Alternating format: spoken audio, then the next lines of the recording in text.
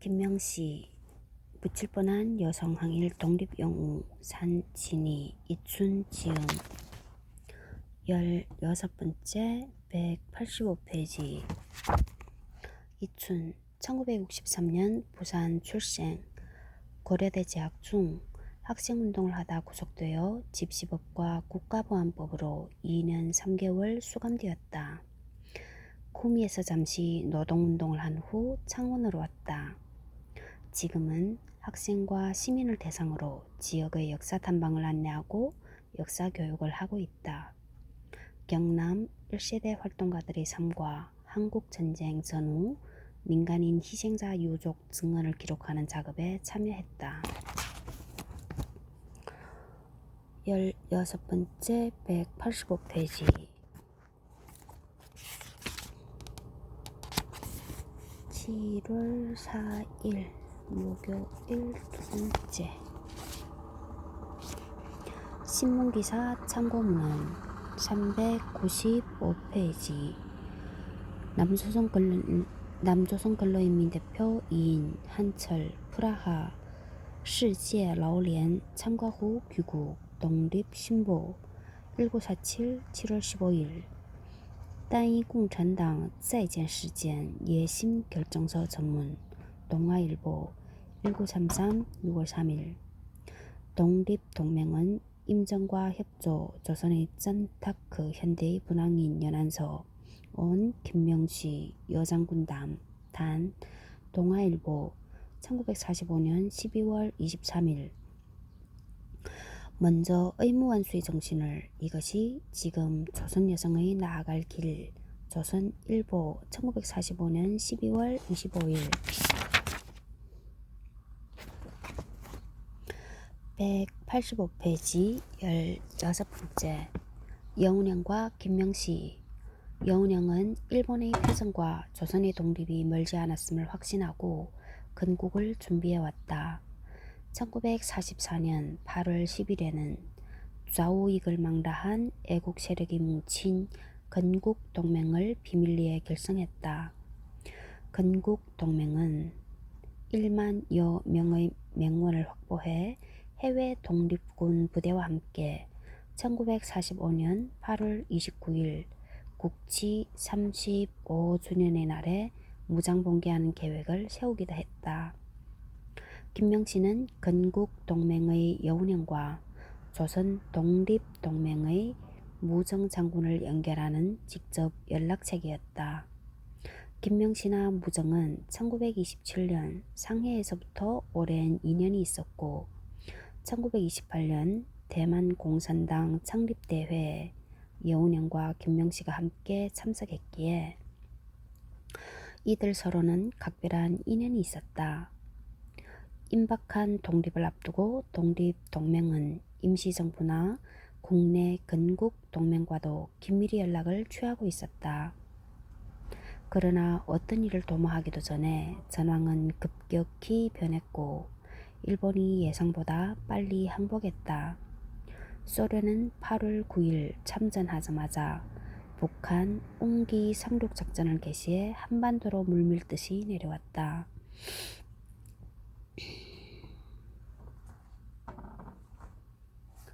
곧 서울에 소련군이 당도할 거라는 소문이 퍼질 정도였다. 조선 총독부는 반일 정치인이지만 한국 청년 학생들에게 영향력이 있고 소련과도 의사소통이 가능한 여운형을 지목하고 접촉을 시도했다. 우파의 대표적 인물인 송진우와도 접촉했으나 그는 건강상의 이유로 만남을 거절했다. 송진우와 여운형. 여운형은 해방 후 벌어질 정치, 사회적 혼란을 극복하고 한국인들의 주체적 정치 공간을 확보하기 위해서는 총독부와 협상할 필요가 있다고 생각했다.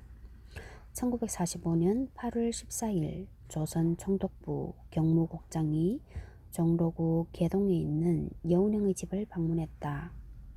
일본이 항복할 것이라는 소식과 함께 15일 아침에 조선 총독부 정무총감 엔도의 관저 서울 필동으로 와달라고 했다.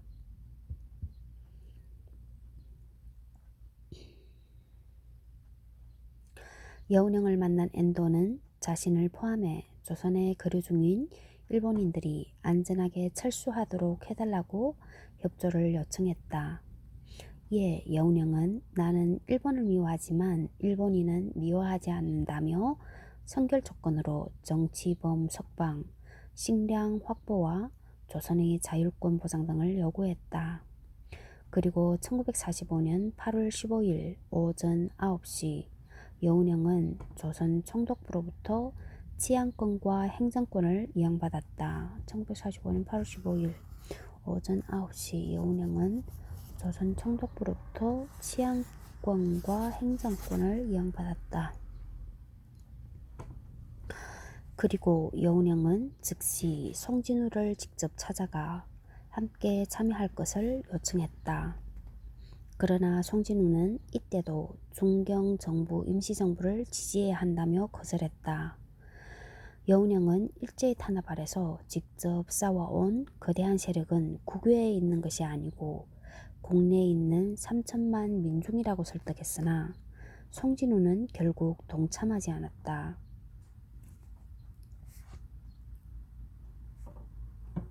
여운형이 1944년 이래 꾸려온 건국동맹의 인력과 자원이 고스란히 건국준비위원회 활동의 발판이 되었다. 186페이지 건국준비위원회 12 186페이지 12 정명준 해방과 자주적 국가 건설운동 한국 현대사 1 해방과 분단 그리고 전쟁 푸른 역사 2018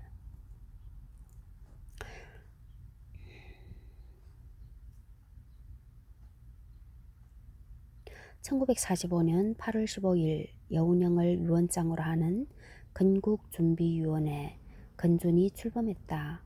8월 16일 서대문 형무소에서 독립운동가들이 풀려나오자 사람들은 그제야 해방을 실감했다. 사람들은 거리를 뛰쳐나와 독립만세를 마음껏 외쳤고 군중들이 여운형의 집으로 몰려왔다. 여운형은 집 옆 휘문고보 운동장에서 다음과 같이 연설했다. 조선 민족해방의 날이 왔습니다.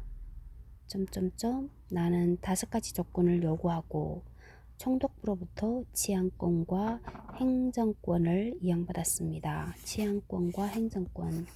이제 우리 민족 새 역사의 일보를 내딛게 되었습니다. 우리는 지난날의 아프고 쓰라린 것을 다 잊어버리고 이 땅에 합리적이고 이상적인 낙원을 건설하여야 합니다. 개인의 영웅주의는 단연 없애고 끝까지 일사불란한 단결로 나아갑시다. 이제 곧 여러 곳으로부터 훌륭한 지도자가 들어오게 될 터이니 그들이 올 때까지 우리들의 힘은 적으나마 서로 협력하지 않으면 안 될 것입니다. 김영선과 같이 독립운동에 투신했던 정치범들이 감옥에서 쏟아져 나왔다. 전국적으로 8월 17일, 18일 해방 축하 집회가 개최되면서 지방 곳곳에 건국준비위원회가 신속히 결성되었다. 8월 말까지 남한 내 145개 시군에 건국준비위원회 지부가 결성되었고 50여 개의 정당, 사회단체가 조직되었다. 연설하는 여운형. 해방 직후 여운형과 건준의 인기는 하늘을 찌를 듯 했고 전국 각지로부터 그를 지지하며 찾아오는 인사가 수천 명에 달했다. 새 조국의 탄생을 앞두고 어느 부인은 야밤에 죽을 쏘오고 어느 할머니는 밥을 지어오고 어느 집 부인네는 꿀물을 타서 올 정도로 대중적인 참여 열기가 뜨거웠다. 또한 조선 전체가 미소가 포함된 연합군을 해방군으로 열렬히 환영했다. 그러나 일제 식민지이던 조선을 대하는 미군정의 태도는 민중들의 기대와 너무 달랐다. 조선의 열띤 분위기가 미 군정에게는 불온하고 위험하게만 보였던 것이다. 187페이지 1945년 9월 6일 조선인민공화국 선포. 미군이 상륙하기 직전인 1945년 9월 6일 박헌영, 허헌, 여운형은 서울에서 전국인민 대표자 대회를 개최했다.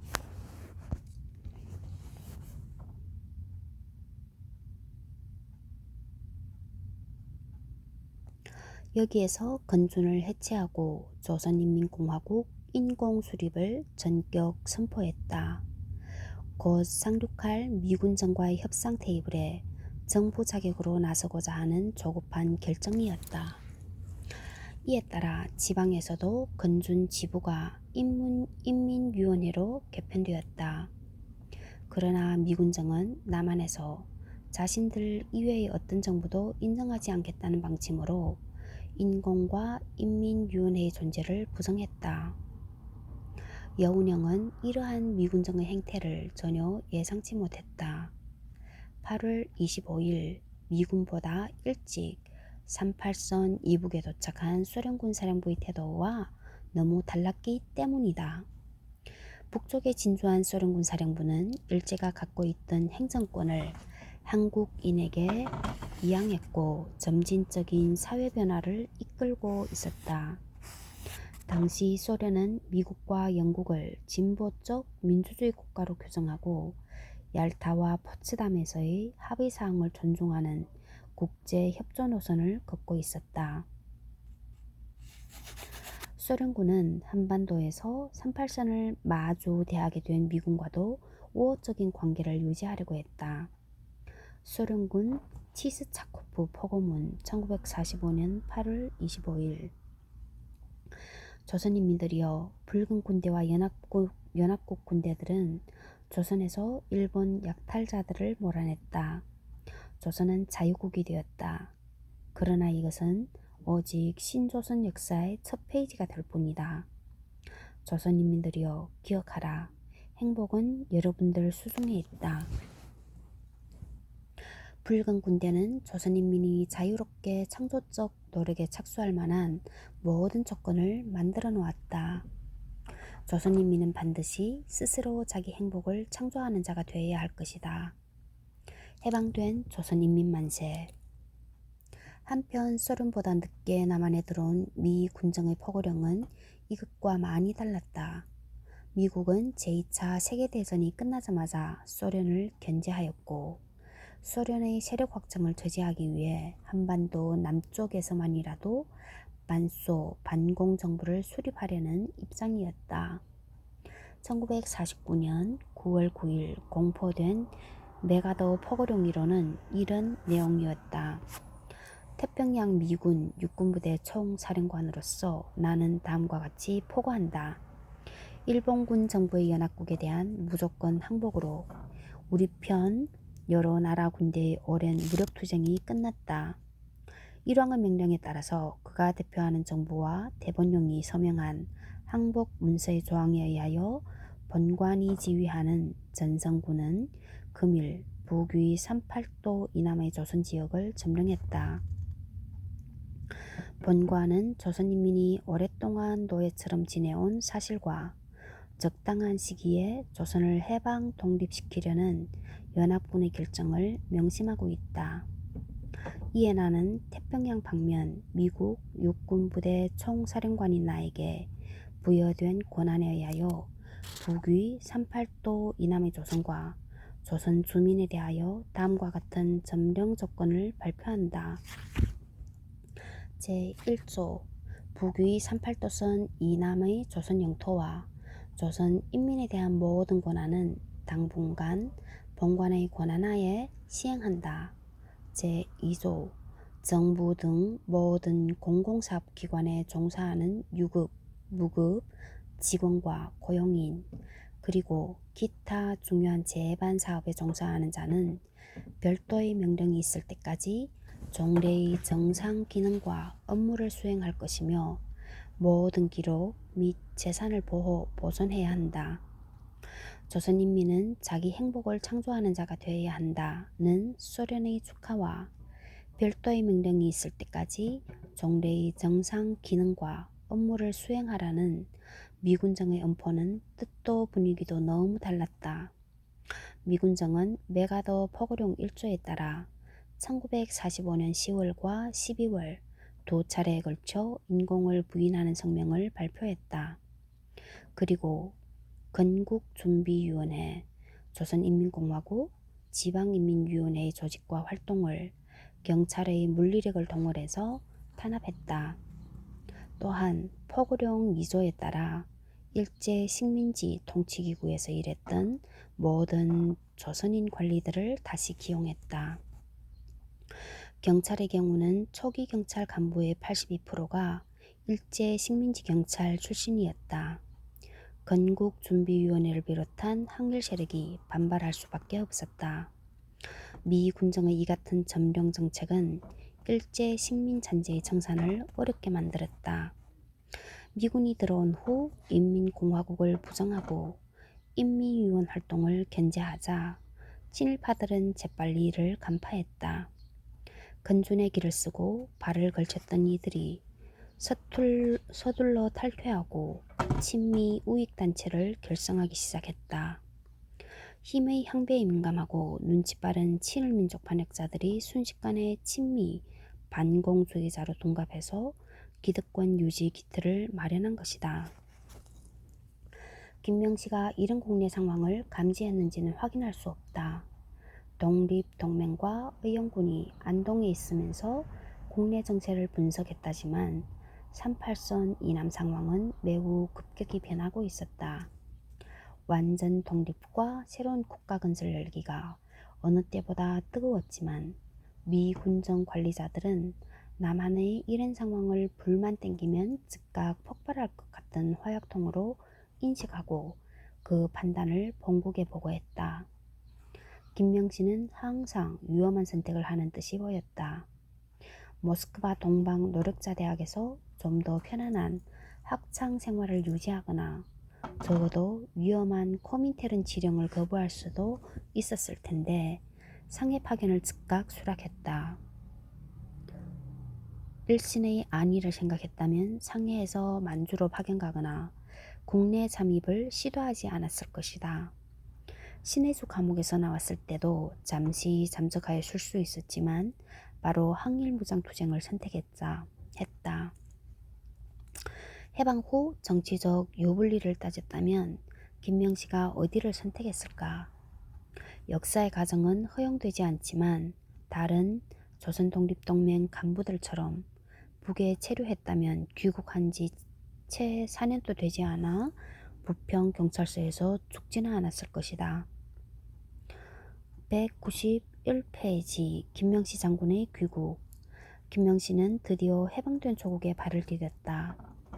해외 풍상 20년.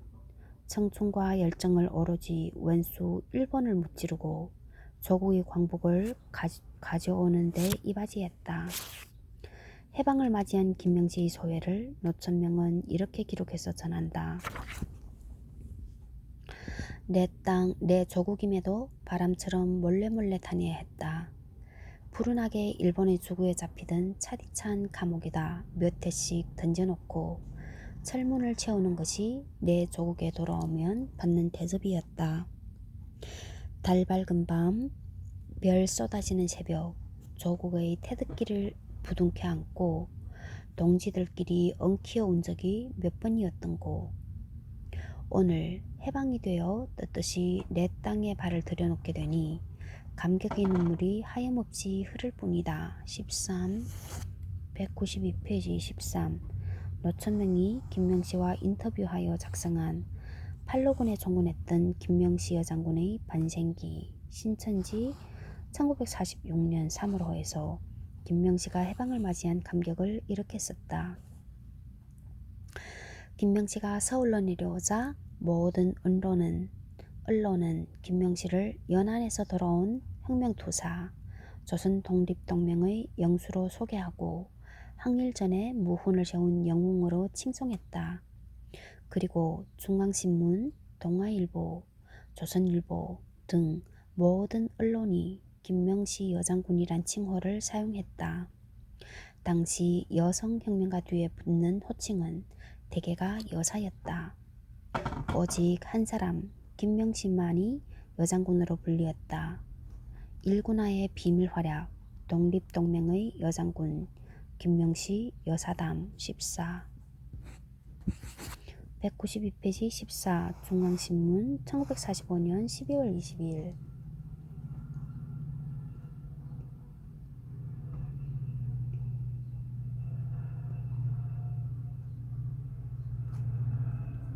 조선의 잔다르크, 현대의 불량인 연안에서 온 김명시 여장군담 15 192페이지 15 동아일보 1945년 12월 23일 같은 기사 제목만 봐도 그가 얼마나 열광적으로 환영받았는지 알 수 있다. 김명시를 여기저기서 불렀고 신문은 연일 그에 관한 기사를 쏟아냈다. 서울에 당도한 며칠 내에 있던 김명시 공식 일정만 보더라도 이것을 확인할 수 있다.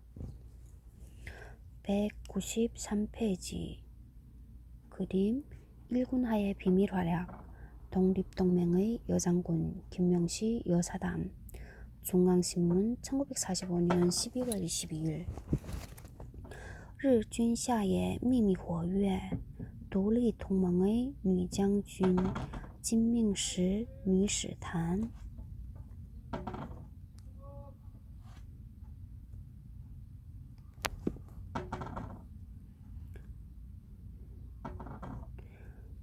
일군하의 비밀 활약 독립동맹의 여장군 김명시 여사담 중앙신문 1945년 12월 22일 1945년 12월 23일 조선분여 총동맹 결성대회 12월 27일 조선 국군준비대 전국 대표자대회 12월 28일 해외 여성 투자마자 시국 강연회 개최 16 연사 193페이지 16 1945년 12월 26일 신조선보 그 외에도 12월 26일 자유신문 12월 28일 조선일보의 게재 해외 여성 투자마자 시국 강연회 개최 시일 12월 28일 오후 3시 장소 종로기청 강당 김명시 중국 여성의 애국운동 박진홍 연안의 조선여성 허하백 여성의 당면 임무 이경란 협동조합과 조선여성 황운 현단계의 정치적 비판 이호재 혁명과 청년의 진로 백원흠 파쇼를 배격하다. 김명시의 연설보도에 기자들은 빠짐없이 이체, 이잘, 띄운이란 수식어를 붙였다. 연안에서 돌아온 여장군 김명시 여사의 화북 방면에서 분투하던 피로 기록한 항일혁명사의 일단을 피력하여 장내에 많은 감격을 주었다고 보도할 정도로 17, 194페이지 17 조선일보 1945년 12월 24일 김명시의 연설은 모든 청중을 감동시켰다.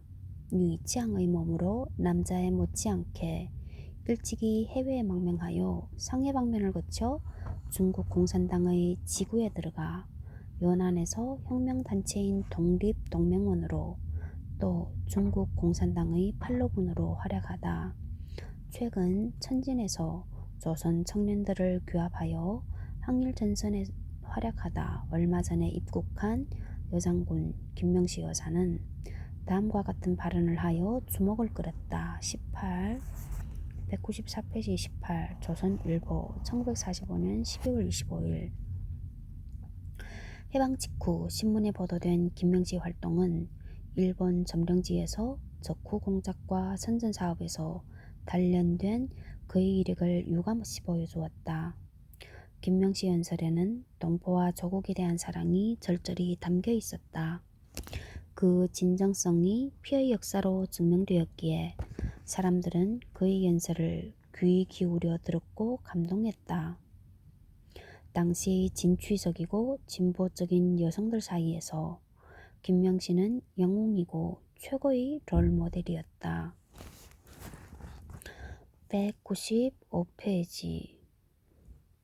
친일파나 민족 반역자를 제외하고는 모두 한 뭉치가 되어야 한다. 1945년 12월 23일.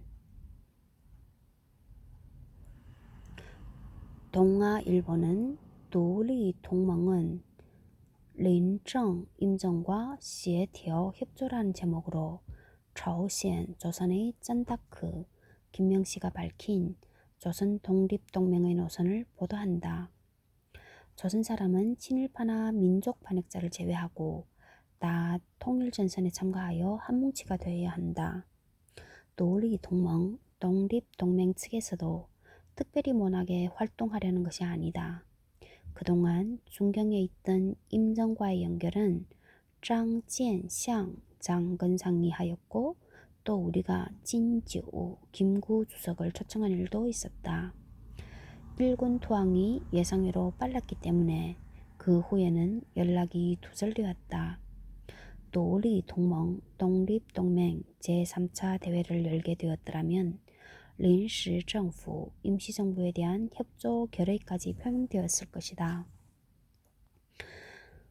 조선 독립동맹 2차 대회장에 김구 사진이 걸려 있었을 정도로 조선 독립동맹은 임시정부와의 연합전선에 힘을 쏟았다.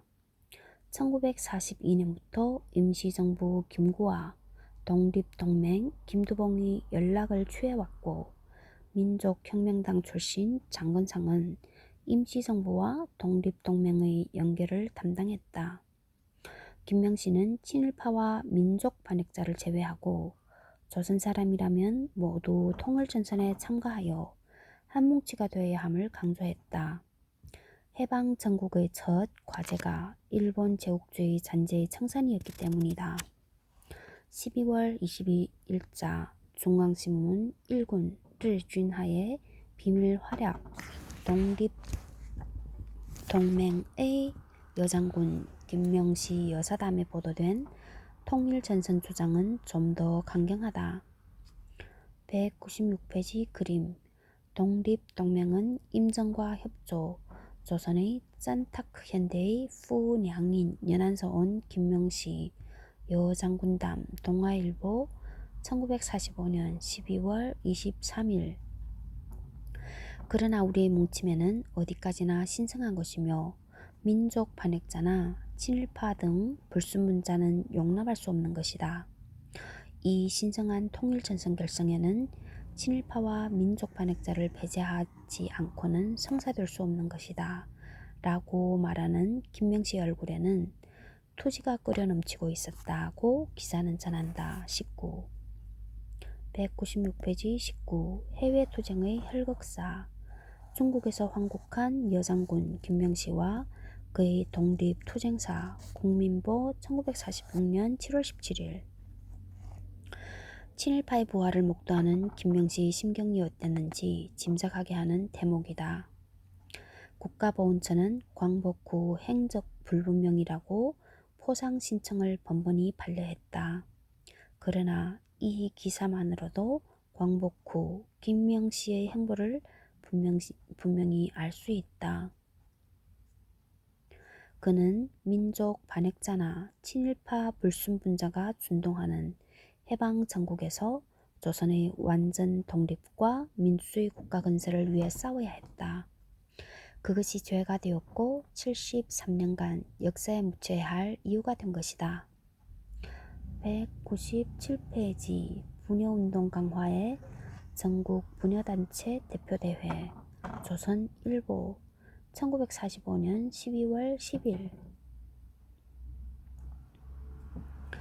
건국분여동맹 1945년 12월 10일. 아직 평양에도 오지 않은 김명씨 이름이 조선 분여단체 대표회의 소집 준비위원 명단에 올라가 있다. 20. 분여운동 강화의 전국 분여단체 대표대회 조선일보 1945년 12월 10일.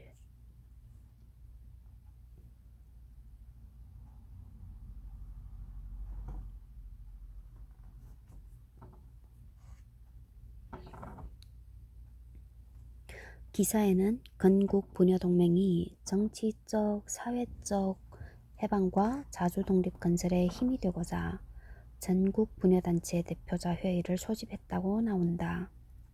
김명시가 중국 국경도시 안동에 체류하며 귀국을 준비하는 동안 벌써 김명시와 국내 연락이 취해졌고 조선 분여 총동맹에서 활동하기로 논의가 오간 것으로 추정할 수 있다. 전국 각지에서 민주주의 국가 건설을 위한 여성 단체들의 활동이 활발히 전개되었다. 마산에서도 1945년 12월 18일 해방 후 최초 여성운동단체인 부녀동맹 마산지부 결성대회가 공락관, 지금의 시민극장에서 열렸다. 결성식에서는 이승만이가 마산 부녀동맹의 지지를 받고 싶거든 사리사욕을 부리고 3천만 민족의 행복을 위한 민주주의 국가 건설에 협력하라. 기만적 모략과 책동으로 민족을 분열시켜 그 틈을 타서 민족 반역자의 정권을 세우려는 반동 거두들을 절대로 배척한다는 성명이 발표되었다. 21. 198페이지 21. 김수환 토 세력의 뿌리 불의 2005 21쪽 1945년 12월 서울거리 곳곳의 벽돌 담장에는 조선 부녀 총동맹 결성대회 광고가 붙어 있었다. 그 광고에는 이런 구호가 쓰여 있었다. 여자는 남자와 동등한 권리를 가져야 한다. 여자도 선거권과 비선거권을 가져야 한다. 동일 노동에 동일 임금을 받아야 한다. 여자도 남자와 똑같이 배울 권리를 가져야 한다. 일부 다처제를 폐지해야 한다. 공창제를 없애야 한다. 공창제? 조선 부녀 총동회 부총의 구호는 뜨거운 지지를 받았다. 지금은 너무도 당연한 요구와 권리이고 적어도 형식적으로는 모든 여성이 큰 어려움 없이 이를 보장받는 세상이 되었다. 22, 198페이지 22. 물론 법이나 제도로 보장된 것과 달리 실제로는 아직 멀었다는 지적이 있고 이는 전적으로 타당하다. 하지만 일제강점기 여성들은 꿈도 꿀 수 없는 목표였다. 남존여비라는 봉건 잔재가 세상의 절반인 여성을 올가매고 있었다. 게다가 식민지 조선인은 투표권 없는 납세로 약탈당하고 악명 높은 치안유지법으로 정치적 무권리만을 강요받았다. 여성들은 2중 3종의 차별과 억압에 시달렸던 것이다. 부녀 총동맹 결성식이 유독 뜨겁고 성황리에 개최된 것은 끓어오르는 여성들의 요구가 있었기 때문이다. 그리고 일제강점기에 해외, 공장, 감옥에서 단련된 여성 활동가들이 해방 전국에 쏟아져 나왔기 때문이었다. 199페이지 전국 부녀단체 대표자 대회 23 서울신문, 자유신문, 조선일보는 부총 결성식 기사를 두 차례 연달아 보도하였다. 이채 띄운 김여사 보고 전국 부녀 총동맹 결성식 제2일 이란 기사의 제목에서 알 수 있듯이 김명시 장군의 연설은 이목을 끌었다. 조선일보는 아예 먼저 의무완수의 정신을 이것은 지금 조선 여성의 나아갈 길이라는 제목을 뽑고 연설 전문을 실었다.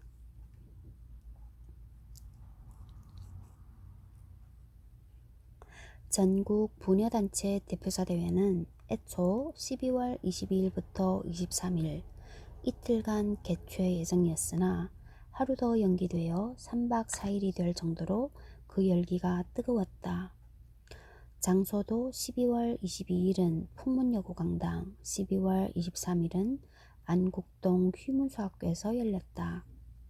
장소가 협소해 규모가 더 큰 학교 강당화로 옮겼을 만큼 수천 명의 청중이 몰려들었다. 이북에서 온 한북 대표 이간난, 리지안랑과 강원 대표 이정순, 정순도 참석하였다. 당시만 해도 남북 왕래가 불법이지만 비공식적으로는 어느 정도 가능하던 때였다. 이렇게 전국 부녀단체 대표자 대회는 남북한과 좌우익 할 것 없이 각계 사회단체 대표가 참석하여 성황리에 개최되었다. 요영준의 개회사로 대회가 시작됐다. 여성들은 맑은 양심을 가졌기에 판단이 정확하다. 부총, 부녀 총동맹이 여성의 사회적 해방과 경제적 해방, 성스러운 건국 사업에 이바지하여야 한다. 200페이지 이채 띄운 김여사 보고 전국 부녀 총동맹 결성식 제2일 자유신문 1945년 12월 24일. 그리고 다시 전쟁이 일어나지 않도록 여성의 헌신적 투쟁을 약속하자. 연설에서 전쟁을 경고했던 요영준은 1948년 남북 연석회의에 참가하기 위해 남쪽에 딸을 두고 북에 갔다가 다시 내려오지 못했다. 그리고 죽는 날까지 남쪽 하늘을 쳐다보며 두고 온 딸을 그리워했다. 24. 200페이지 24. 성혜랑, 김정일의 처형. 등나무집, 지식나라 2000. 다음은 임시정부 김구 주석의 비서 안미생이 축사를 했다. 25. 201페이지 25. 안미생은 안중근 지사의 조카이자 김구 주석의 며느리이기도 했다. 그동안 얼마나 고생을 하셨습니까? 아버지가 감옥에서 죽고 남편이 외놈에게 실갱이를 당하는 일 등 가족이 분산될 때 여러분은 국내에서 얼마나 쓰라린 경험을 하셨습니까? 그러나 우리는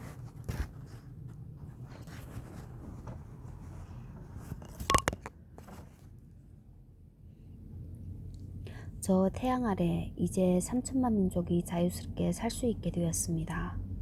청년이 건국의 초석이라면 여성은 건국의 기둥입니다. 우리 모두 아름답고 성스러운 새 나라를 세웁시다. 모스크바 삼상회의 결과 발표 직전이었지만 이때만 해도 좌우가 힘을 합쳐 새로운 조국 건설에 매진하자는 열기가 대회장을 가득 채웠다.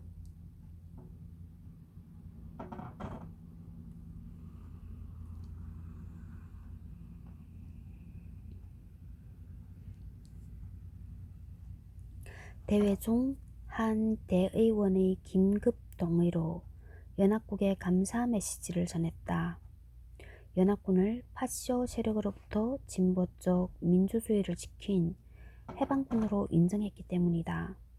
또한 만장일치로 인민공화국에 대한 적극 지지를 결의했다. 그러나 얼마 안 있어 미군정이 부총을 불법 단체로 규정하여 탄압하고 여성단체도 좌익과 우익으로 분열하고 말았다.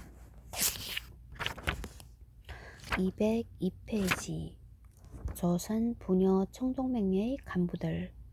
부녀 총동맹은 이렇게 건국 부녀동맹을 모체로 전국 부녀단체 대표자 대회를 통해 결성되었다. 맹원수가 약 80여만 명에 달하는 당시 여성운동 최대의 결집체였다. 총재 요영준, 부총재 정칠성, 허아백이 선출되었고 조선인민공화국 사수와 민주주의 민족전선 26, 202페이지 26 민주주의 민족전선은 1946년 1월 19일 발기되어 2월 19일 결성을 본 모든 남한의 좌익계 정당 및 사회단체의 총집결체이다. 참여하는 길만이 조선 여성의 진정한 해방의 길이라는 선언이 있었다.